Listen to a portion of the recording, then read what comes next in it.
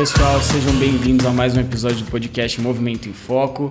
Estamos aqui sempre com eles, Cássio Siqueira e Franco Chamorro, e a convidada da vez, doutora Liana Tortato. Seja bem-vinda. Obrigada pelo convite. Ao nosso estúdio. Você percebeu que você chegou, estava tudo pronto, tudo preparado.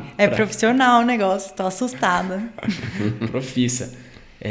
Vamos lá, um brinde primeiramente, sempre, né? Já é um clássico, o Cássio hoje na água, porque vai jogar mais tarde. Tentar jogar, né? Em outros tempos ele diria dar show. O cara tá humilde, cara. Pra você não, é tentar só uma questão jogar de mesmo. tempo, é ver se vai dar tempo de eu chegar pra jogar. Entendi. Se eu jogar, aí Não tentar não show. passar vergonha. Eu vi em outro episódio você falando que era igual o Ronaldinho Gaúcho, não era isso? Eu? Em alguns segundos do jogo. Na beleza? É verdade, já tive meus momentos. Faz tempo, hein? Uns 3 segundos de Ronaldinho Gaúcho na vida. Aí o próximo lance já é de... Há 2 anos, quando ele falou isso em algum episódio, já devia fazer bastante tempo. Agora Fazia. faz mais ainda.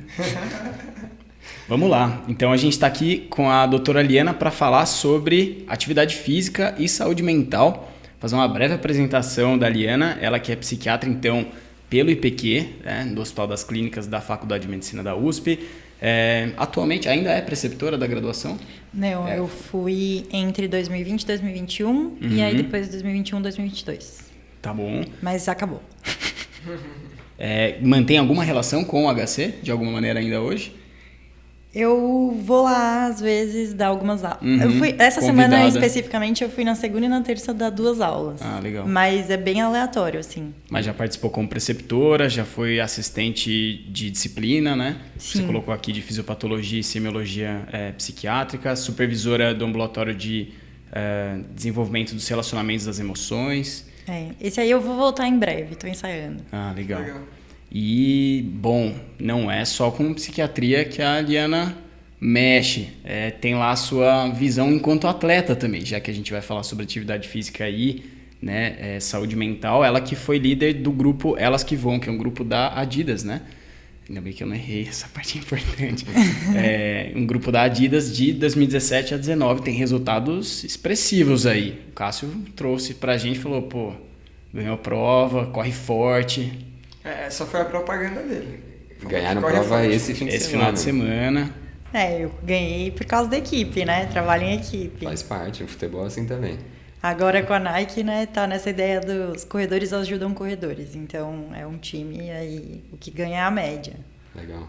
Eu contribuí pra puxar a média pra baixo, mas é porque as meninas são brilhantes. É o que eu tava falando, contribuiu pra não deixar cair tanto. Exato. Porque a segunda equipe tava ali também, se desse uma vacilada. É importante. Bom, vamos lá, vamos conversar, Liana. Conta um pouquinho mais de você, qual que é a sua relação, você entrou na faculdade, você sempre quis medicina, conta um pouco dessa história, assim, até antes de entrar na psiquiatria e a escolha pela psiquiatria, no final das contas, depois também. Tá. A minha história é meio bagunçada. Não tem problema, a gente é inteiro bagunçado. Por isso que foi pra psiquiatria, né? Porque assim, pra começar, eu fiz o ensino médio bagunçado, que eu fiz os primeiros 1 ano e meio de colégio técnico de programação. Eu fazia processamento de dados. Eu gostava muito da minha escola, mas aí eu resolvi fazer intercâmbio. Eu fui morar no Japão. Caramba. Aí eu morei no Japão. Bagunçado. Não foi fazer intercâmbio nos Estados Unidos, que é o clássico, né? Austrália, pra ser mais diferentona, não. Foi pro Japão. Exato. E aí lá no Japão eu Konbanwa. morei... Konbanwa. Falei certo? Tá certo. Tá certo. Boa noite. Boa noite. Hajimemashite, yoroshiku onegaishimasu. Sim, lógico. Se ferrou. Com certeza. E aí eu morei lá entre 2006 e 2007. E aí eu voltei. E aí eu não conseguia voltar pro colégio técnico. E aí eu fui fazer ensino médio normal, assim. Aí eu fiz revisão dos 3 anos que eu não tinha tido. Foi bem hardcore.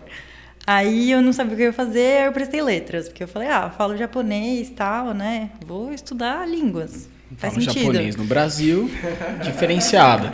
Como é que eu vou usar isso? Daí eu prestei, só que eu ainda... eu acho muito injusto isso que a gente tem que escolher com 17 anos, né? O que a gente vai fazer pro resto da vida e tal. Aí eu me sentia muito perdida na faculdade. A atlética era uma bagunça, eu ficava treinando com os meus veteranos e tal. Aí eu falei, não sei, não quero isso ainda. Aí eu desisti. Aí eu fui fazer cursinho. E aí, no cursinho, eu falei, não faço a menor ideia do que eu quero fazer. Vou começar pelo mais difícil, né? Porque aí, se eu desistir, pelo menos eu tenho que estudar menos daqui pra frente. Daí eu prestei medicina e aí eu passei e aí eu comecei a fazer. E aí, a atlética era forte, o que foi um bom ponto, porque eu acho que é meio que uma coisa comum, assim, das pessoas entrarem na medicina e em outras faculdades esperando uma coisa e acharem outra. Então, não vou dizer que os primeiros anos foram fáceis, assim, porque é muito diferente do que você espera. Mas ter uma atlética consolidada e, enfim, com muitas oportunidades, foi uma coisa que me motivou muito a continuar, assim. Entrei treinando, sei lá, todos os esportes possíveis, menos tênis de mesa e xadrez. E aí eu fui ficando, eu fui diretora da atlética, então o esporte foi algo que me ajudou muito, assim, ao longo da faculdade. Foi bem legal. E aí, depois que eu me formei, eu ia prestar residência nos Estados Unidos, mas acabei resolvendo prestar aqui, por pressão também. Mas meu pai. Já visando psiquiatria nessa época? Não, assim, eu tinha muita dúvida, muita mesmo, assim, entre psiquiatria e obstetrícia. Tá. Tipo, ginecologia e obstetrícia. Porque eu gostava muito de fazer parto, eu achava muito legal esse cenário da medicina em que tá todo mundo sofrendo, e de repente fica todo mundo feliz, assim, com a criança que chegou, sabe? É muito mágica essa transformação. E aí eu tinha muita dúvida, mas aí, no fim, na hora de prestar a residência, eu acabei, não vou, sei lá, vou colocar psiquiatria, assim, não faço a menor ideia qual dos dois que eu gosto mais, mas psiquiatria era algo que eu pensava desde o primeiro ano e que eu me interessava bastante, mas eu não quis escolher também para não enviesar e não me desinteressar pelas outras matérias. E aí eu acabei fazendo psiquiatria e me encontrei totalmente, assim. Eu gosto muito, muito, muito. Acho que eu não faria nenhuma escolha diferente. Acho muito legal estudar, atender os pacientes, o dia a dia da especialidade. Óbvio que tem coisas que são cansativas, né? Como qualquer trabalho. Imagino que até, enfim, para fazer o podcast tem dia que vocês estão mais cansados ou menos cansados. Sim, total. Mas eu gosto muito, muito mesmo, assim. Acho bem fascinante e motivador, assim. É muito gostoso acompanhar a vida das pessoas e estar junto nas conquistas e nos desafios. Relato que poderia ser um físio falando também, né? Ela foi falando esse final, tá junto na vida das pessoas e das conquistas. Porra, a gente da área esportiva também, né? E não só da área esportiva, mas qualquer físio vai estar visando a melhora funcional do paciente, né? A gente vai estar olhando para o aparelho locomotor e a Liana vai estar olhando para a saúde mental como um todo, né? E diga, Cássio, achei que você fosse puxar. Não ia puxar nada, mas e dentro da psiquiatria você atua com que área? Eu sou psiquiatra geral, então eu atendo todo tipo de demanda. Mas, dentro da psiquiatria, uma das áreas que eu mais me interessei e estudei mais a fundo foi a área de transtorno de personalidade. Porque foi algo que eu fiquei meio fascinada, assim, que eram pacientes que acabavam cronificando, ficando muito tempo no instituto, tomando várias medicações, recebendo vários diagnósticos. E eu falava, gente, não é possível, deve ter alguma coisa que a gente não está vendo. E aí eu fui estudar isso e eu achei super interessante, assim. E até mais porque a concepção que se tem hoje em dia é de um prognóstico muito bom, que é quase como se fosse uma ausência de habilidades. E aí, se você desenvolve as habilidades das pessoas para lidar com diversas situações, elas conseguem lidar bem com diversas situações. Então, é basicamente uma construção. É uma fuga pela falta de habilidade? O transtorno de personalidade chega a ser uma fuga? Não, é assim, as pessoas todas vão ter personalidades, e essas personalidades são constituídas por várias características. No geral, a gente tem uma certa flexibilidade para lidar com diferentes estressores, diferentes desafios que a gente tem. A gente vai chamar de transtorno a partir do momento que tem sofrimento e que a pessoa não consegue ter liberdade para mudar a reação de acordo com a determinada situação. Entendeu? Então, por exemplo, transtorno de personalidade borderline, que é o que eu mais estudo, é como se a pessoa sempre tivesse um medo de ser abandonada. E isso vai ser em qualquer situação. Então, Por exemplo, numa situação de trabalho em que eu falo, hoje eu não vou conseguir ir com você fazer o atendimento. A pessoa já vai ter uma vivência de que você a detesta, por exemplo. E aí isso pode gerar comportamentos mais ou menos disruptivos dependendo de como aquela pessoa conseguiu se desenvolver para lidar com determinadas situações. Mas gera uma angústia muito grande, uma emoção muito intensa que é difícil de controlar e manejar.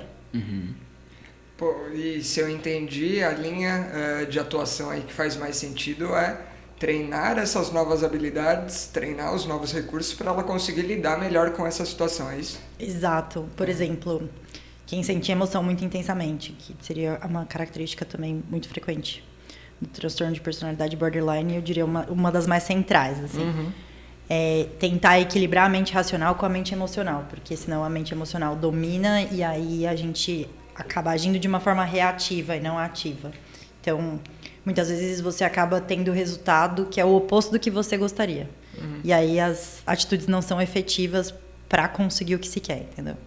No medo de ser abandonado, você faz a pessoa realmente querer te abandonar. Se afugenta. Exatamente. Você acaba tendo posturas muito agressivas ou muito reativas ou muito demandantes que no fim acabam afastando a pessoa que você gostaria de ter próxima. Assim. E, cara, isso a gente vê em tudo, né? Em todo um ciclo de retroalimentação que às vezes você consegue ver que a tentativa de solucionar da pessoa, seja emocionalmente ou às vezes na nossa área, ela gera uma consequência que retroalimenta esse ciclo e ela fica cada vez mais nisso e só reforça, sei lá, crença, aspectos psicológicos, enfim, que... Total, eu fico pensando na corrida, assim, ontem eu estava discutindo com o meu treinador e eu tenho uma dificuldade que eu acho que é muito comum em corredor, que é, as pessoas falam, treina fraco, esse treino é regenerativo, aí você vai lá no treino regenerativo e... Uma pancada. Exato. E aí eu tava, ele falou, sua frequência tá muito alta, você precisa correr mais fraco. Aí mas eu vou ficar lenta. Ele falou, não, é porque você precisa correr mais fraco para você poder ficar rápida, que é isso que vai produzir mitocôndria, é isso que vai produzir recuperação e vai melhorar a capacidade cardiorrespiratória. E é exatamente isso, né? Você quer uma coisa e você faz uma coisa que tá te prejudicando chegar no objetivo. Porque a estafa física não vai melhorar a performance dependendo da intensidade. Tem estafa que melhora, mas tem estafa que não. Legal, acho que a gente já começou a misturar esporte e saúde mental meio sem definir as coisas, mas você contou sua história na medicina, mas conta um pouco da sua história no esporte. O que você praticou na infância e adolescência, como que você virou corredora? Eu não sei se isso é comum entre as pessoas, mas eu comecei na natação porque minha mãe falou, você não pode morrer afogado. E ela me colocou na natação. Sobrevivência, é necessário. Oi, mãe. E aí, não sei, eu treinava natação, mas a minha mãe tinha uma coisa de tirar a gente da natação durante o inverno, porque ela achava que era muito frio. Ficava com dó, ficava com pena. A friagem é difícil, né? E a minha parte favorita da natação era que era o único dia que eu podia beber Gatorade. Enfim, aí eu treinei natação por um tempo, treinei balé por um tempo, cheguei a fazer aquelas coisas de prova, Royal Academy, essas coisas assim.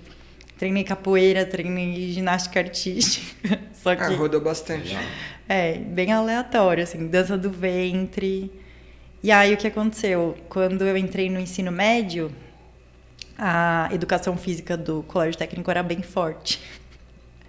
Eu falo rindo porque a gente tinha 3 aulas de educação física e 4 de matemática por semana. Caramba. Era bem mal distribuído. Formação técnica em atleta. Exato. E tinha uns campeonatos muito legais, assim, que todo mundo se engajava, que era uma super oportunidade de socializar. E lá era todo mundo meio nerd, né? Então... ficava mais homogênea a capacidade de performance da galera, porque eu não me achava nada boa nos esportes, assim, mas lá era ok, eu era parecida com as outras pessoas, e aí eu comecei a treinar mais lá, assim, tipo basquete, vôlei, esportes gerais, assim, e aí quando eu entrei na faculdade, o esporte foi esse grande motivador para eu me manter na faculdade. E na medicina da USP, esporte é uma coisa muito forte, assim, tem uma cultura de esporte muito bem estabelecida. Então, você chega lá na faculdade, a galera já fala, que você treina? Patológico, hein? Agora eu fiz o dizendo. Já pega o bicho na inscrição ali na matrícula. Você vai fazer tudo. Você joga o quê? Nada. Então, você vai fazer softball, se vira, você vai fazer alguma coisa. E aí, o moleque pisa na atlética, já tem a faixa lá. Tem que treinar. Você treina. Você deu o seu máximo hoje? Como você vai atingir sua máxima performance se você não treinar mais do que o... Isso porque melhorou, né? Já foi muito pior. Inclusive, antes de eu fazer a matrícula, eu não estava nem inscrita, eu nem era oficialmente aluna, eu já fui convidada para treinar lá. Eles já buscam na lista da FUVEST para chegar bem no Bichuspe, né? Exato. E aí sabiam, assim, porque o povo sabe, né, quem passou. Eu lembro que eu tava descendo, assim, a Rua da Atlética, vindo de metrô, tinha vindo de Vinhedo, só pra jogar tênis na Atlética.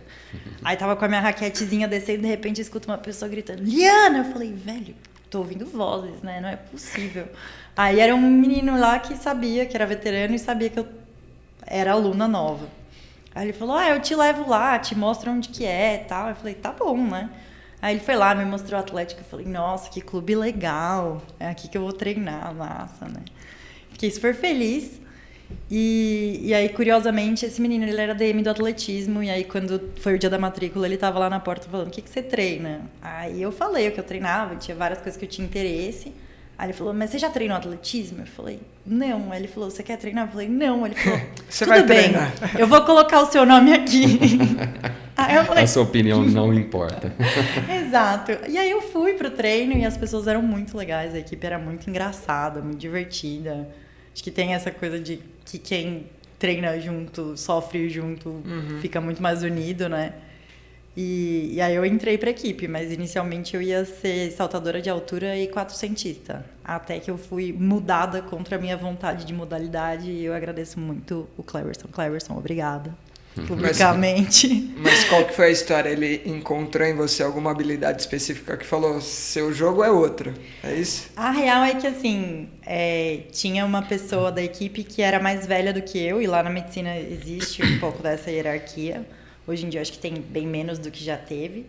Mas ela falou assim, eu não vou mais treinar pro 1500, porque agora meus horários estão difíceis, o 400 faz mais sentido pra mim, eu vou treinar pro 400. E aí só tinha uma pessoa que corria o 1500. E aí meu técnico falou, todas vocês da altura estão iguais. Liana, você tem cara de quem vai correr bem o 1500. Vem aqui. E aí ele me mudou. E o Cleberson é seu treinador até hoje? É meu treinador até hoje.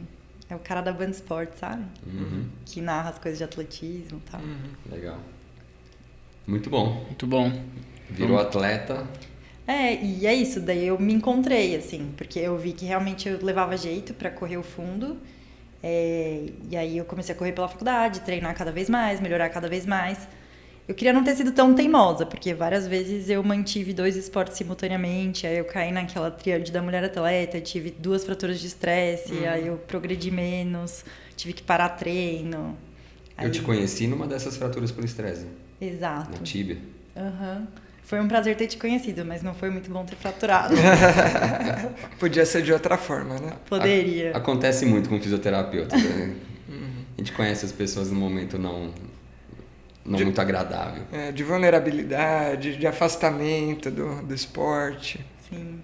E aí até foi uma colega ortopedista que me avaliou e falou assim, olha, se você quiser você pode continuar os 2 esportes, mas se eu fosse você eu parava um. Aí eu parei o basquete que eu tava jogando e aí foi o meu melhor desempenho. De fato, diminuir a carga de treino melhorou meu desempenho. Olha lá. Nem sempre mais é mais. Voltamos na história lá do querer treinar forte, querer treinar muito. Aquele velho tiro que sai pela culatra. É isso.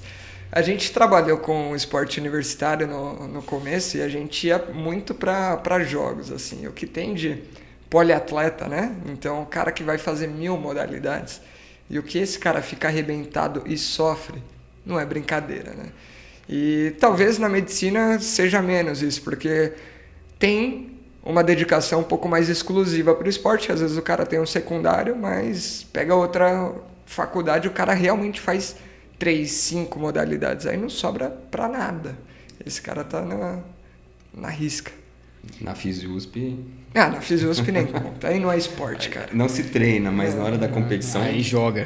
joga Eu não sei o que é até pior. para o ímpar. Não sei o que é pior, deixar momento de máxima exposição só na competição ou se faz algum sentido treinar todas antes.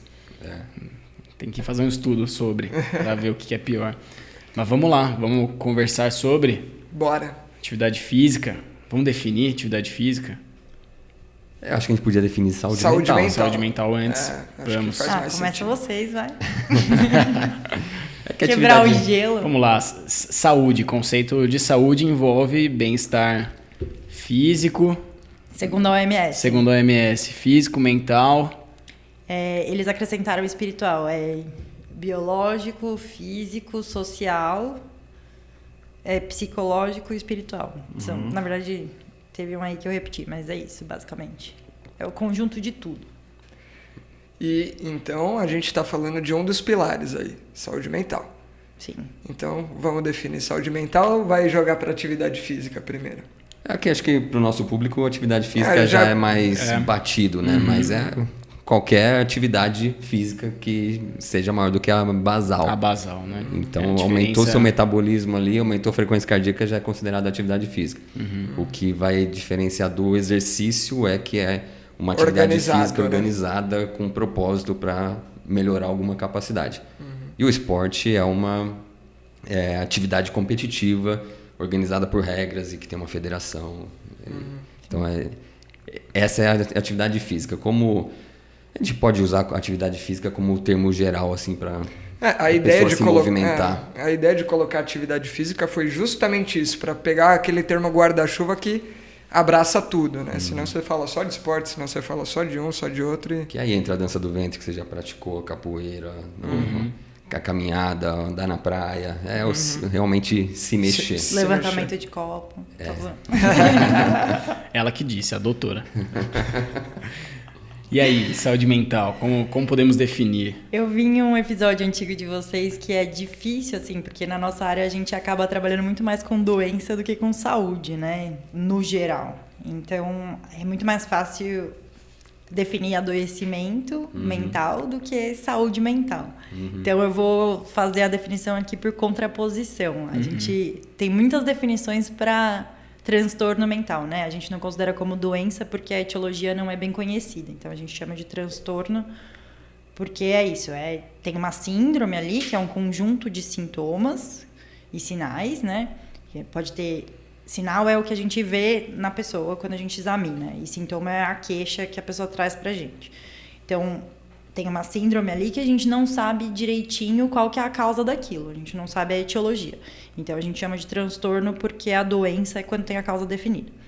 E aí, um transtorno, um adoecimento mental, tem várias definições. A que eu mais gosto é de uma perda de liberdade. É como se a pessoa perdesse a liberdade de escolher fazer diferente. Ela só consegue fazer de uma determinada forma e isso causa prejuízo. Então, qualquer definição de transtorno, que sempre que a gente vai ver, vai ter que causar um prejuízo para a pessoa ou para outros e colocar a pessoa em risco. E esse de perda de liberdade é o que eu mais gosto. Mas tem vários outros, assim, dependendo do lugar que você ora. Aí teve um marco muito significativo na psiquiatria entre os anos 60 e 70, que eles tentaram definir, ter definições um pouco mais rígidas e mais bonitinhas, assim, porque tinha toda uma polêmica de querer tirar a psiquiatria da medicina, né? Tipo, colocar a psiquiatria como se fosse uma ciência espiritual, mais do que uma coisa biológica da área médica. Então, eles pegaram e fizeram o DSM, que é o manual estatístico. O DSM-3 foi o marco de transição, que antes tinha muitas coisas baseadas na psicanálise e eles passaram a ter coisas criteriais muito mais contabilizáveis e estruturadas a partir desse momento. A partir dessa definição por contraposição, será que a gente consegue definir o contrário? Então, você falou de situações com perda, prejuízo à liberdade, seja do indivíduo ou, né, dos que o cercam. Então, talvez saúde mental, né? sofrimento. será que a saúde mental está associada com a autonomia aí, Então, né? Porque parece que quando você fala de perda de liberdade, a primeira coisa é a pessoa ficar refém de alguma coisa. Promover né? saúde mental é promover autonomia, é promover... né? Eu acho que eu gosto muito da ideia de que é promover uma vida que faça sentido e que seja satisfatória.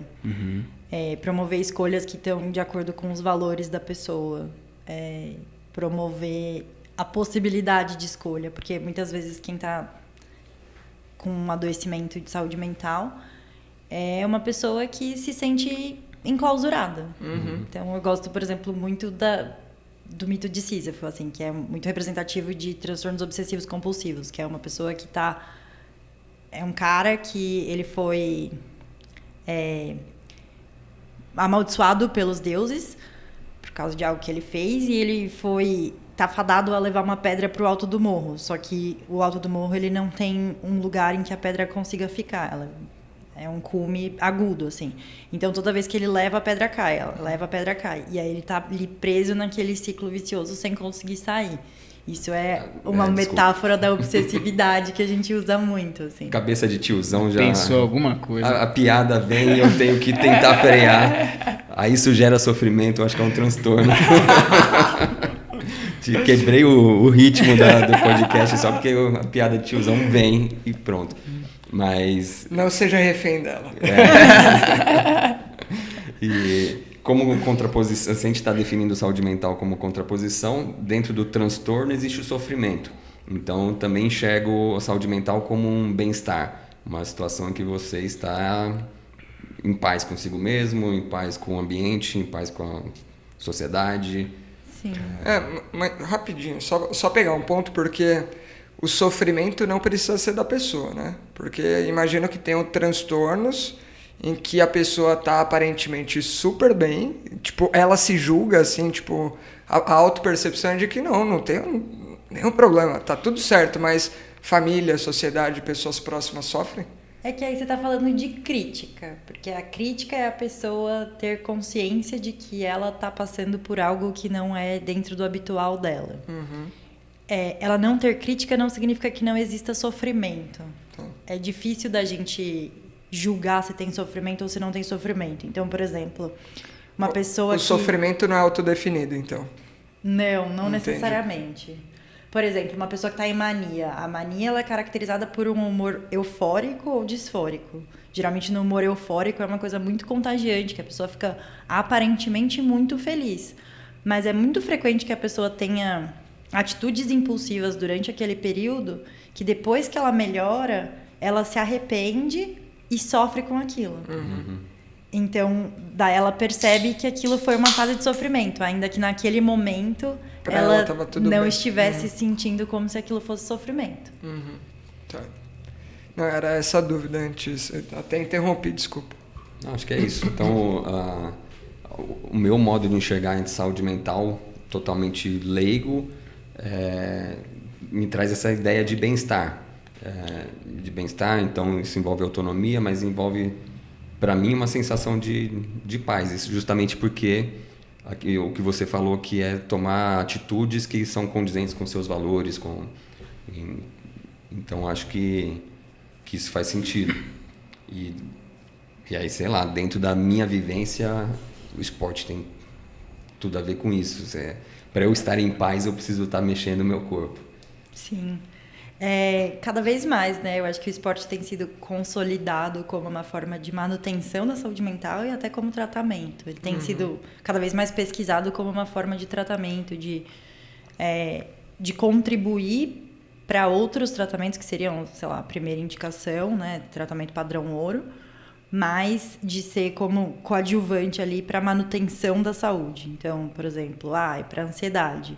Muitas vezes a pessoa vai tomar uma medicação, vai precisar fazer uma psicoterapia, mas aí o esporte ali é um super coadjuvante assim, para manutenção da ansiedade, manutenção da pessoa não ansiosa no longo prazo, para a gente até poder fazer um desmame de medicação mais efetivo. Assim. A gente está falando agora, né, sobre a enfim, estímulo de atividade física como tratamento, como manejo de questões de saúde mental, de bem-estar, né, mental. E eu, com esse papo, lembro um pouco de uma relação bem próxima que existe entre, por exemplo, estados de depressão importante e algumas condições até que podem interferir na prática regular de atividade. Então, existe uma associação muito grande entre depressão e lombalgia crônica, por exemplo. Né? Só citando um exemplo, mas condições crônicas musculoesqueléticas no geral. Né? É até um paralelo que dá pra gente trazer aqui, né? O quanto que a gente, né, na físio vai estar buscando o tratamento do aparelho locomotor, mas o quanto que a gente, enquanto físio, precisa conhecer, entender um pouco das relações ali do estado mental desse paciente em relação a, de repente, até o engajamento na atividade física, que seria importante para o tratamento da condição musculoesquelética e não está sendo suficiente por conta do estado de saúde mental também, né? Sim, total. Então, tem uma coisa na terapia cognitiva que a gente chama de ativação comportamental, que é a ideia de que a pessoa não precisa melhorar da depressão para ela começar a fazer as coisas, que ela precisa começar a fazer as coisas e isso por si vai fazer melhorar da depressão. Lembrei de uma piada de tiozão. Fica pra depois. E aí tem muito disso, né? Às vezes a gente fica esperando a pessoa estar melhor para ela poder fazer um esporte, uma atividade física, ou poder se movimentar, ou poder até fazer as coisas da vida dela.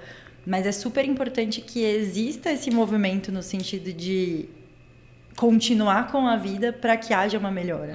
Até porque a motivação intrínseca, a motivação extrínseca mudam de acordo com o que você tem de projetos, o que você tem de planos. Parafraseando o nosso querido amigo Bruno Muniz, a frase dele um dia foi: você tem que levantar para melhorar e não melhorar para levantar. Só que ele estava falando sobre ressaca. Mas você viu bem. Você viu muito bem. Tem uma frase que eu gosto muito que é function defines shape. Né? A função define a forma. Eu acho que tem tudo a ver com isso. Você você não é musculoso e por causa disso você vai para musculação. Ao contrário, você tem um comportamento de ir para musculação, de fazer exercício, e aí você se torna musculoso. Então você primeiro vai correr para depois ficar... O ponto também é que é um ciclo que a gente não sabe onde ele começa e onde ele termina. É justamente porque é um ciclo, né? Óbvio que existem fatores que vão... ser gatilho, assim. E vão favorecer que você procure um esporte de força. Se você já tem a tendência, você já é mais fortinho. Mas você não vai desenvolver essa característica se você não se expor àquele estímulo. Se expor. Então é correndo que você vai melhorar suas mitocôndrias para você correr por mais tempo e mais ter mais resistência. Então você primeiro se expõe a um comportamento para adquirir capacidades corporais que vão te permitir ser melhor naquele comportamento. Então essa questão de primeiro não espera melhorar para ir fazer atividade, não, vai fazer atividade, isso vai te favorecer uma melhora. Então, eu gosto muito dessa ideia. Inclusive de autoestima, de confiança. O que eu ouço de pessoas da corrida, né, especificamente falando que estavam mal e começaram a correr e a corrida mudou a vida, porque é isso, dá motivação, você tem um propósito ali para melhorar, amplia o círculo social. Então, eu acho que faz muita diferença, assim. E é curioso isso, né? De você precisar começar. Porque, enquanto você estava falando, eu lembrei de um congresso de psiquiatria que eu fui recentemente e que eles estavam falando justamente sobre atividade física e como a gente prescreve atividade física, né, para os pacientes. E que a gente geralmente faz tudo errado, porque a gente chega e fala assim, você tem que andar 20 minutos por dia, 6 vezes por semana. E às vezes aquela pessoa... Você tem que ir pra natação. Aí, não gosto de água, né? Isso acontece o tempo todo. E no Brasil a gente tem uma questão social absurda, né? Então, às vezes você fala pra pessoa caminhar, por exemplo, e aí ela mora numa comunidade no Rio de Janeiro, que tem tiroteio e você não sabe quando que vai ter, entendeu? Ela não tem como andar na vizinhança dela. Então, sempre de tentar conhecer a situação do paciente, né? A situação social, a situação psíquica, o que ele gosta, o que ele não gosta, quais são as motivações intrínsecas, as motivações extrínsecas, o que vai funcionar para aquela pessoa antes de falar, não, você faz isso, você faz aquilo. E entender, por exemplo, uma pessoa que está tentando perder peso. Tudo bem, perder peso vai ser uma vantagem para essa pessoa. Mas se a pessoa está tentando ganhar peso e você vai falar assim, faz atividade física porque você vai perder peso, a pessoa vai ficar olhando para tua cara e falar, não. me ache uma justificativa melhor. A gente conversa muito, tem vários episódios que a gente já abordou esse assunto, né? De como prescrever exercício, de entender contexto, individualidade. E aí acho que a saúde mental e a atividade física, elas estão numa inter-relação que uma afeta a outra, né, nos dois sentidos. Então eu vejo muitas vezes como barreira a autoestima mais baixa. Então a pessoa está lá, não se sente bem com o seu corpo, mais gordinha, ou da sua escola que todo mundo é nerd, aí ela usa um óculos fundo de garrafa, vai tomar uma bolada na cabeça. Então ela prefere não se expor à atividade física. Então nesse momento a autoestima, a autopercepção, como ela se enxerga, pode ser uma barreira para ela entrar no esporte. Mas ao mesmo tempo, quando ela entra e consegue ir desempenhando, a autoestima vem melhorando. Então também é muito comum, que você estava dizendo na corrida, a quantidade de histórias que a gente vê de gente que mudou. E tem um paciente que faz tempo que eu não ouço falar dele, mas eu acompanhei ele durante um tempo. Tem uma história muito legal. Ele era obeso, hipertenso, todo o pacote, e era um cara, engenheiro da Poli. O cara que chegou no primeiro dia para mim, ele tinha uma planilha com cada treino da vida dele no papel. Ele anotava tudo que ele fazia. Ele tinha uma impressão plantar. Ele pisou numa tinta, pisou na folha de papel, rabiscou e fez, não sei como que ele fez aquilo, mas ele fez o centro de pressão dele na folha de papel. O cara ultra determinado. E aí o médico falou para ele que ele ia morrer. Se ele continuasse daquele jeito, ele mudou de vida radicalmente. Aí era esse perfil assim de um engenheiro da Poli, óculos, cabelo branco, tiozinho, que de repente o cara começou... Eu fui fazer a avaliação dele. Na época a gente fazia avaliação lá no Ibirapuera. Eu botei os cones para ele correr. Falei, pode correr no seu ritmo de treino longo.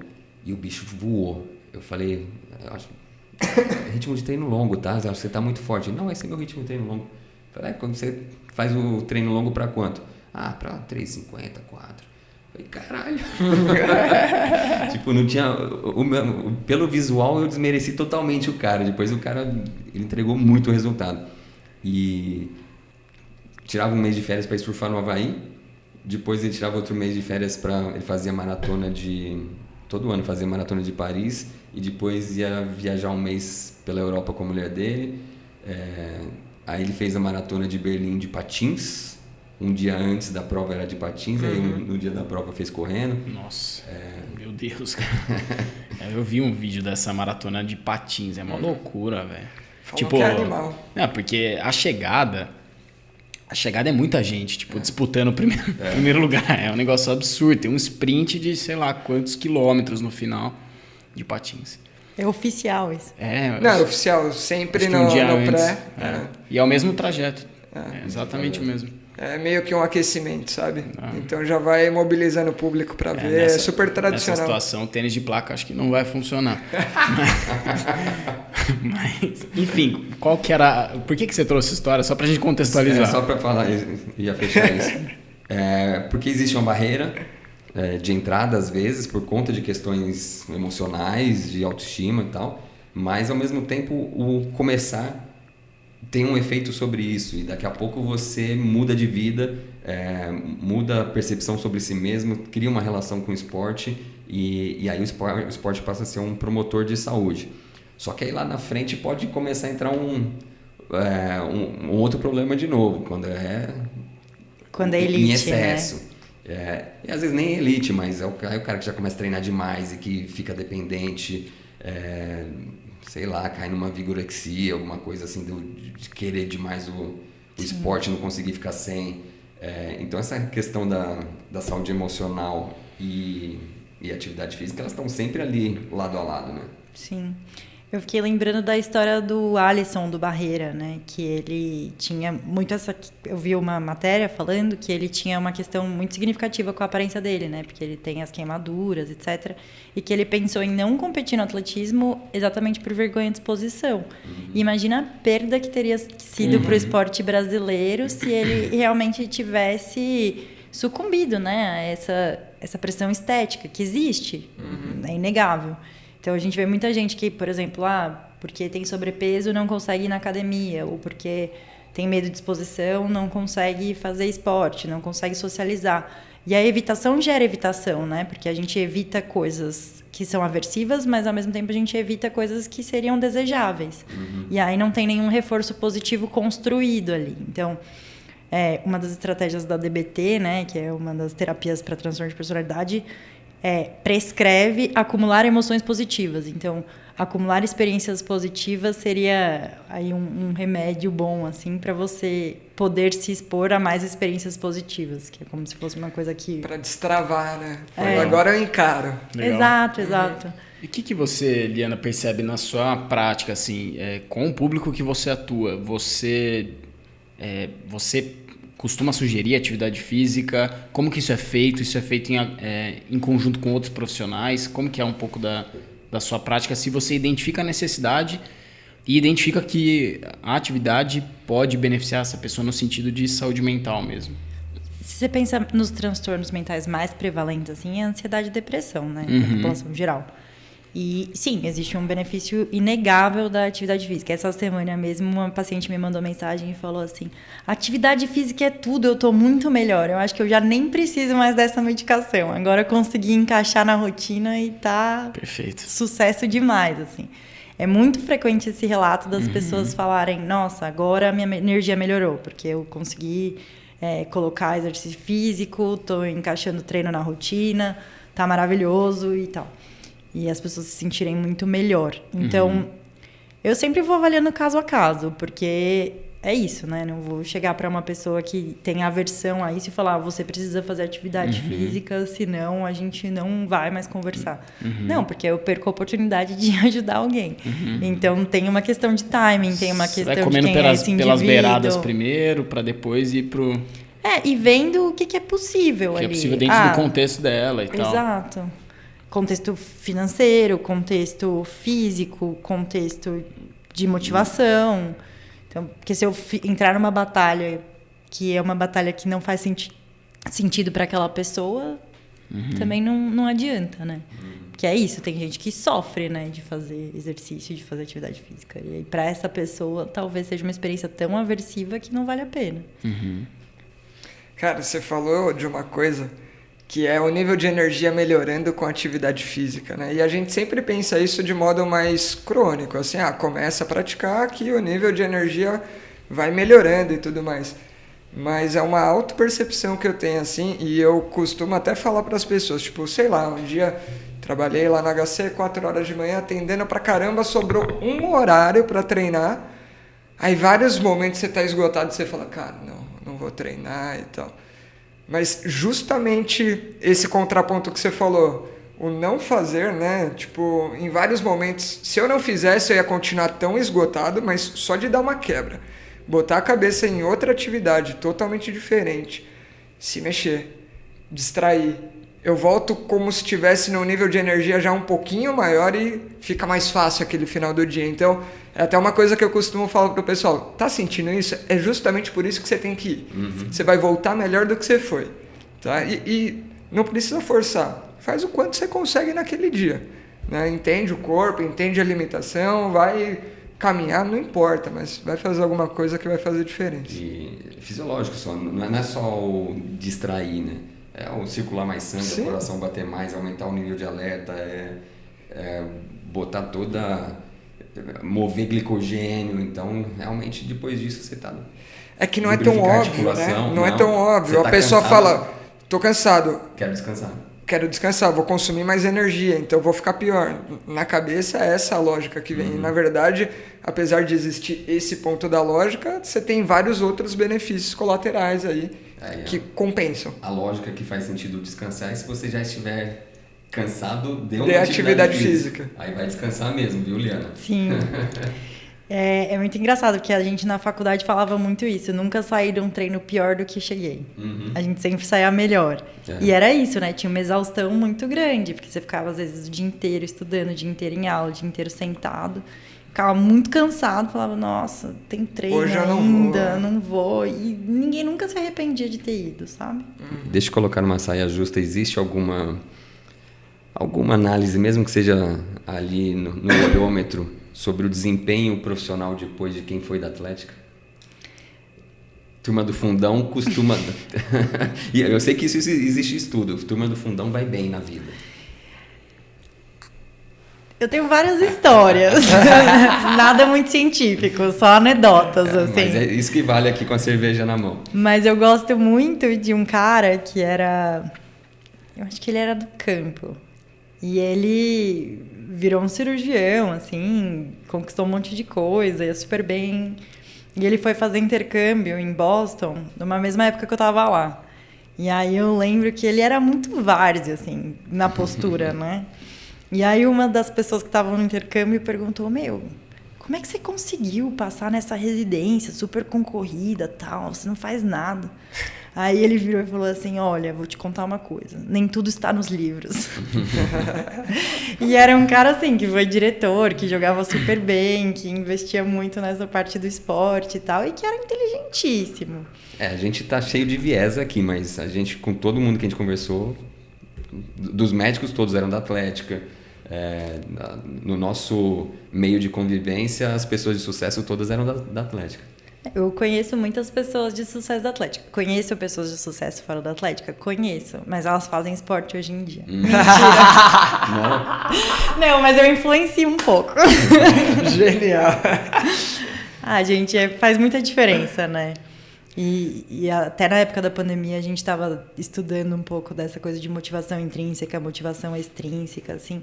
Eu acho que você acaba desenvolvendo uma resiliência mental através do esporte que ajuda em vários outros aspectos da vida. É transferível, assim. né?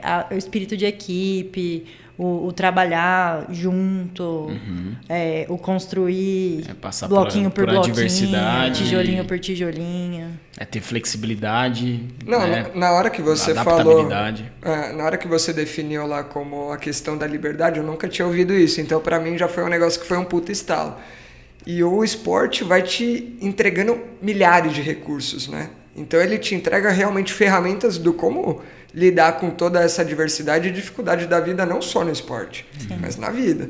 E aí você transfere um aprendizado do esporte para uma situação de saúde mental. E aí o link tá quase feito, né? Porque é capacidade de lidar com adversidade, adaptabilidade, flexibilidade com as situações do dia a dia. Isso você entregando, sei lá, mais resultado no seu trabalho, você estando mais ali presente.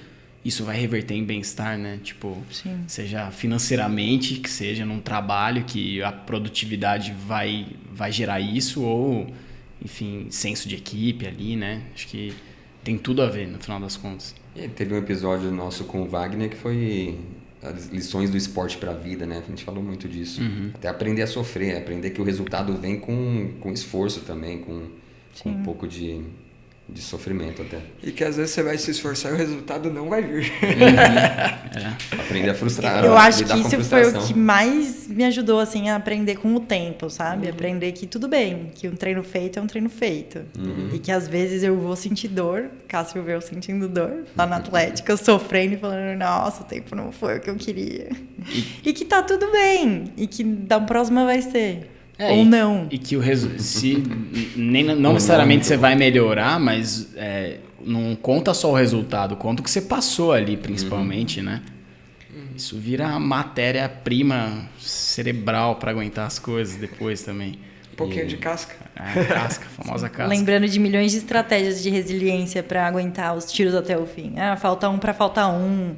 Depois desse só faltam 2. Nossa. Agora já chegou na metade. Isso é muita coisa de corredor, né? É muito coisa de corredor. Caraca, nossa, muita verdade isso. Eu vou falar até minha experiência na meia do Rio, que eu fui com uma estratégia ousadíssima, quebrei, e aí era tipo, ando, ou continuo. Não, então só até o quilômetro... Ó, eu quebrei no 13, gente. Então tinha muita prova pela frente. Então só até o 13, sei lá, até o 14 que vai ter água. Não, no 15 eu vou tomar o gel, então vamos até tomar o gel. E assim você vai empurrando e você completa uma prova, sabe? Mas é isso. Nossa, é muita estratégia mental. Teve um campeonato de tênis do Japão que eu lembro até hoje. Eu falava, se eu ganhar esse jogo, eu vou conseguir comer um nigiri. Eu vou me dar isso de presente. Aí eu ficava lá motivada. Não, concentra.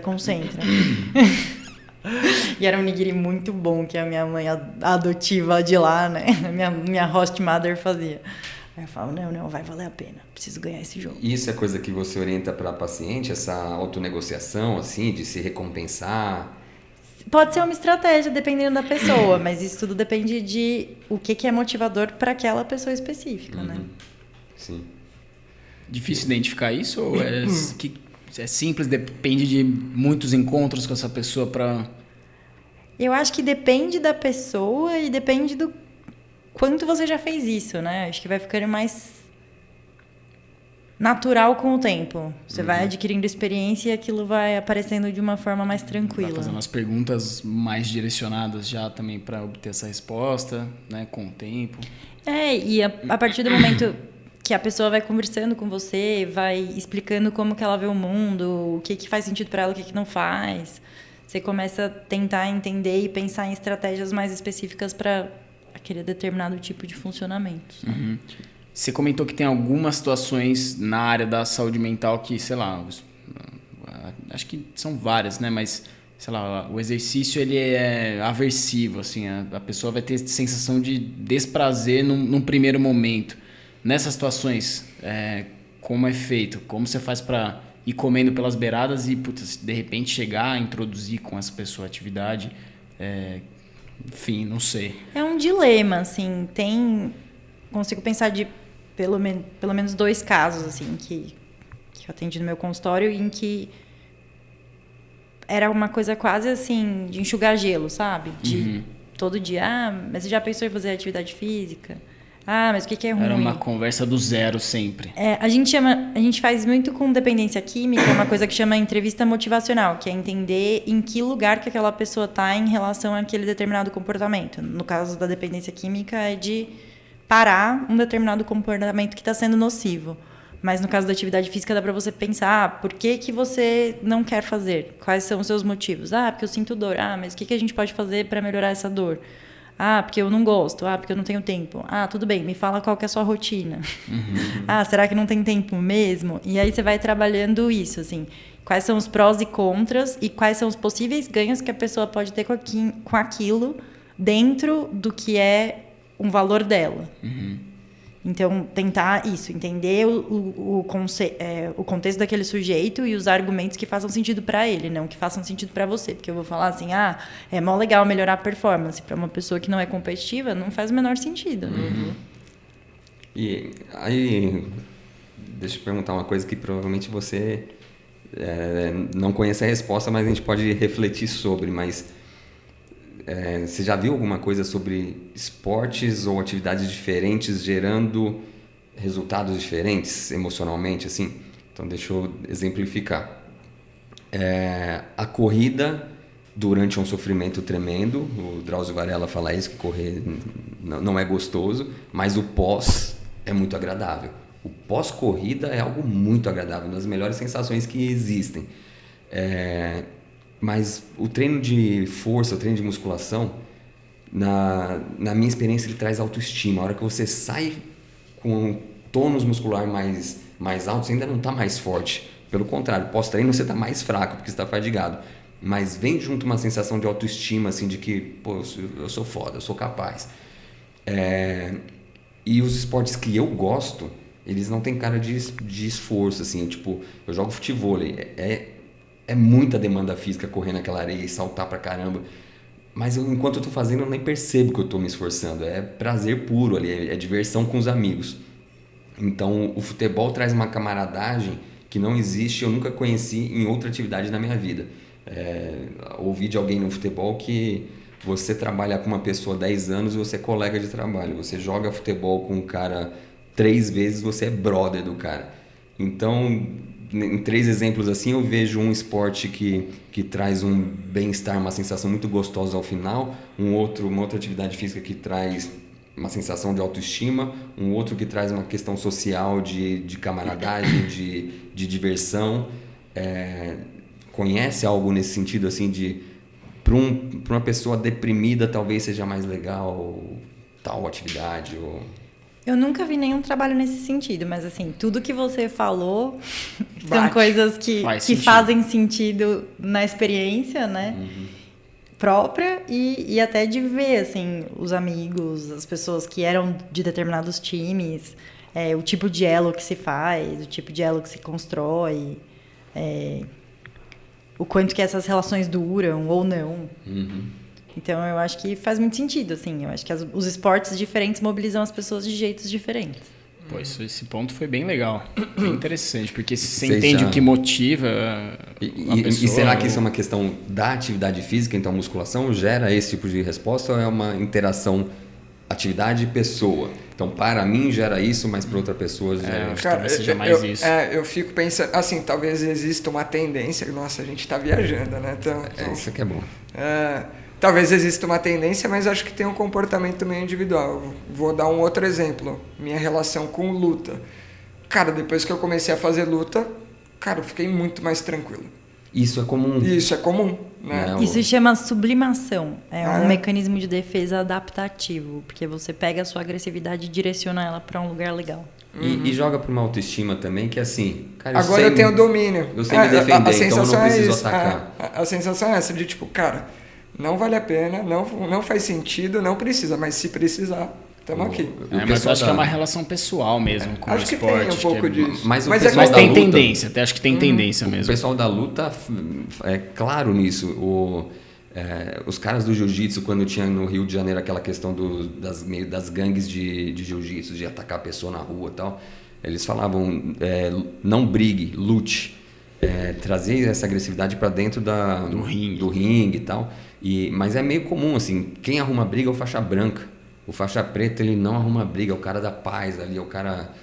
Ele tá tão seguro, tão autoconfiante que não vai comprar confusão com ninguém. Na média. Eu acho que é significativo, Sim, estatisticamente sim. significativo. A gente brincava lá na Atlética que tinha um perfil determinado de pessoas que escolhiam aquele esporte. Sim. Então, talvez também tenha um viés de seleção. Sim.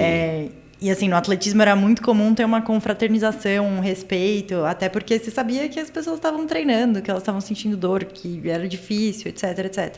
Mas vira e mexe tinha uma pessoa que não conversava com ninguém, não olhava na cara de ninguém e não tinha nenhuma colaboração. Geralmente era a exceção da regra, mas existia. Então, Mas até em projetos sociais, na questão da luta, tem essa, assim, de pegar a molecada e botar no esporte para gerar essa sublimação também, de primeiro gastar um pouco dessa agressividade, mas à medida que a pessoa vai ficando experiente na luta, ela realmente fica mais tranquila. Então, óbvio que também que é uma interação sempre nos dois sentidos. Mas eu tendo a achar que cada atividade tem a sua essência. Sua característica. E ela vai gerar um tipo de resposta mais preferencial ali.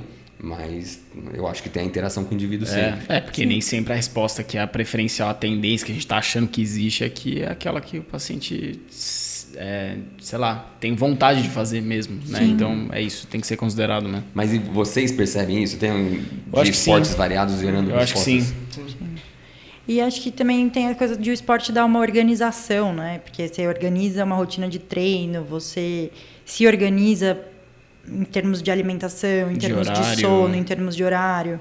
E aí eu fico pensando que por exemplo, a homeopatia é uma coisa que tem muita controvérsia.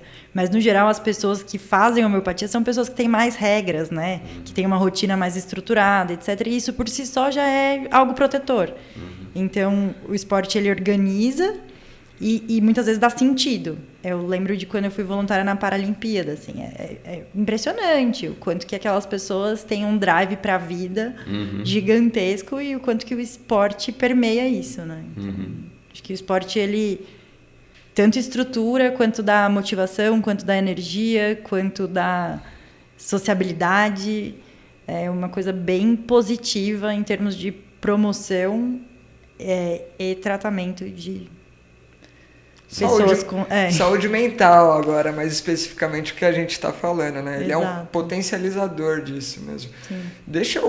Talvez eu mude muito, mas se quiser a gente volta, mas eu estou muito curioso para um ponto aqui, que é...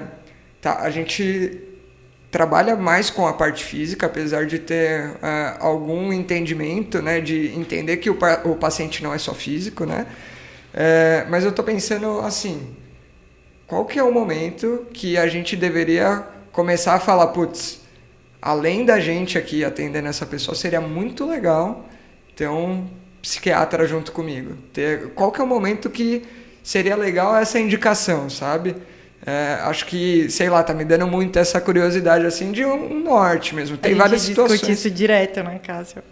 Não, porque tem várias situações que eu consigo imaginar, mas, pô, ter um pouco mais de clareza nessa decisão, acho que seria muito legal. Bom, é difícil, é muito difícil, assim, falar se isso ou aquilo. Porque essa definição, assim, específica não existe. Mas eu acho que tem uma interface muito grande. Você falou de corpo e mente, né? Que vocês estão cuidando do corpo e precisa cuidar da mente. Isso é um tema que eu adoro, porque existe essa divisão que é estabelecida, né? Teoricamente é uma coisa cartesiana. Que separou corpo e mente. E até por motivos religiosos, para poder fazer dissecção de cadáver sem ter uma coisa que fosse corromper a alma, né? Então, quando você separa, depois daquela pessoa tá morta, não tem mais alma, então você não estaria corrompendo aquele espírito, você estaria só dissecando um cadáver. Mas que, na verdade, hoje em dia a gente vê que tem cada vez mais correlação. Então, por exemplo, a gente fala de transtorno funcional. Hoje em dia... a gente vê que tem alteração do funcionamento cerebral correspondente àqueles déficits de movimento que, teoricamente, tem substrato psíquico. Então, existe algo biológico ali acontecendo simultaneamente. A gente vê que psicoterapia faz modificação de expressão gênica. Então, essas coisas elas não estão separadas, elas são uma coisa só. E vocês estavam falando de lombalgia em depressão. É muito frequente em serviço de pronto atendimento a pessoa chegar com uma queixa de eu tenho uma dor de cabeça que não passa. E que, na verdade, é uma depressão. Porque, muitas vezes, sintomas psíquicos se manifestam através de sintomas físicos, que são mais aceitos pela nossa cultura. Porque ainda tem muito estigma, né? Em transtorno de saúde mental. Então... E aí, o que acontece? Eu acho que tem que ter uma sensibilidade aí no trato, até porque lesões em atletas, em pessoas que já praticam esporte, já praticam exercício físico com regularidade, podem predispor ao surgimento de transtornos mentais e algumas incapacidades também. Então, por exemplo, é muito frequente que pessoas que ficaram... paraplégicas, tetraplégicas, tenham aí acometimentos na saúde mental que são secundários ao trauma, secundários à restrição de mobilidade. Então, ficar atento e tentar entender o quanto que aquilo ali passou do que seria uma resposta proporcional para a situação que a pessoa está vivendo. E aí tentar sempre também ver isso dentro do contexto do indivíduo, não aplicar os nossos valores. Então... sei lá, lembro de um interno que um dia estava avaliando um paciente e falou assim, o paciente ele não consegue entrar no ônibus. Aí ele fica até mais tarde esperando só para não pegar o ônibus lotado. Achei normal. Aí ele foi perguntar pro paciente, como que é para você? Ele falou assim, nossa, é horrível, porque eu chego em casa 5 horas mais tarde, porque eu fico esperando passar o horário de pico, etc, etc. Para ele estava causando sofrimento. Para o aluno era só um hábito comum que para ele era coisa do dia a dia. Então... sempre tentar falar como é que está sendo para você. Quanto que essa dor, essa lesão, essa restrição tá te prejudicando física e mentalmente. Né? Pô, show de bola.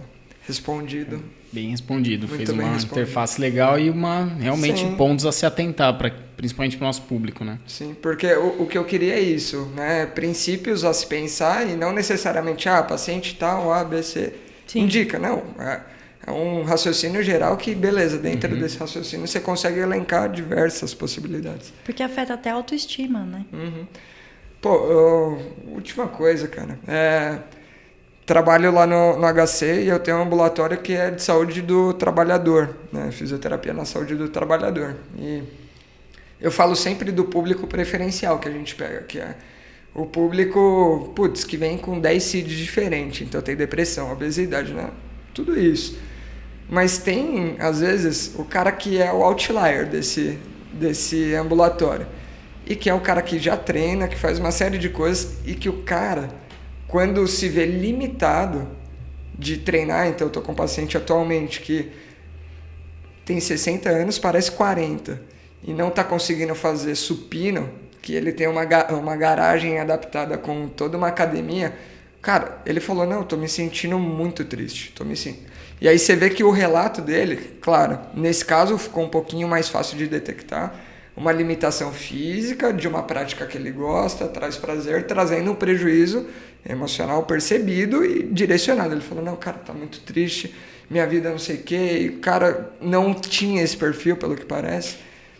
Sei lá, né? Tipo, o quanto que isso não é significativo e importante, né? É muito, vale super a pena investigar e investir, né? Porque às vezes é isso, nós como seres humanos, a gente tá frequentemente em busca de sentido, né? Ajudar as pessoas, cuidar bem dos filhos, mudar as condições climáticas adversas, sei lá, competir bem, melhorar num esporte. E às vezes a busca por sentido do indivíduo está muito concentrada naquilo que ele faz. E a partir de uma restrição física é muito fácil de gerar um adoecimento mental, né? Liana, muito obrigado por ter vindo aqui nos nossos estudos, nosso estúdio profissional aqui. Obrigado mesmo. Eu ia pedir um último favor. Falar movimento em foco, profundo, leve, descontraído, na língua nipônica pra gente. Nossa, você tá superestimando muito a minha habilidade de falar japonês Você pode atual. falar, inventa qualquer coisa. Vamos fazer assim, fala devagar, porque se for, pode ser até outra coisa, a gente descobre depois, a gente joga no tradutor e tal. Eu vou falar. Nasimanaste. Qualquer coisa que você fala, a gente vai acreditar. Focus no ugoki. Tá bom, vou acreditar. Eu falei qualquer coisa, mas assim, tem a ver. Tem a ver, mas a gente vai descobrir depois. Acho que dá pra pegar, né? Se a gente pegar o áudio pelo Google Tradutor. Profundo, leve e descontraído eu não falei, não. Tá bom. Não, mas já falou a parte principal. É isso. Liana, muito obrigado. Foi um prazer te receber. E é isso. Pessoal que esteve ouvindo, até o próximo episódio. Até. Valeu. Obrigado, bom demais.